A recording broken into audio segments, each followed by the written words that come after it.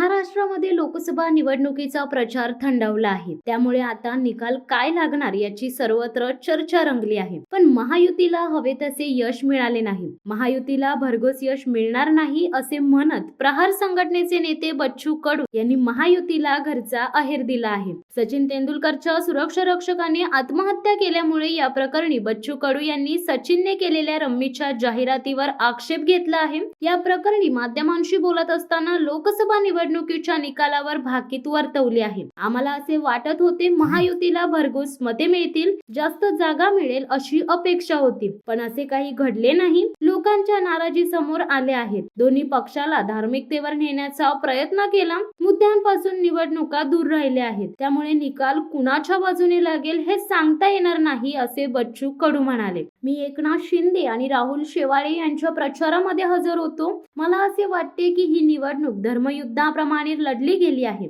जातीपातीच्या राजकारणाचे मोठे उत्तेजन मिळाले आहे. जातीचे आणि धर्माचे राजकारण केले गेले आहे. काँग्रेस आणि भाजपकडूनही झाले आहे. मूळ मुद्द्यापासून निवडणूक दूर केली. एवढ्या मोठ्या मुंबई शहरात पाय लांबून बसावे असे घर मिळत नाही. 6-7 लाख आजही फुटपाथवर झोपतात. हा मुद्दा निवडणुकीत यायला पाहिजे होता, पण तो आला नाही. आम्ही जून महिन्यात आता आंदोलन करणार आहोत. गोदरेजची 3000 एकर जमीन आहे, ती इंग्रजांकडून मिळाली आहे. ती सरकारकडे जमा केली पाहिजे. ही जमीन गोरगरिबांना मिळाली पाहिजे. यासाठी आम्ही आंदोलन पुकारणार आहोत असा इशाराही बच्चू कडू यांनी दिला.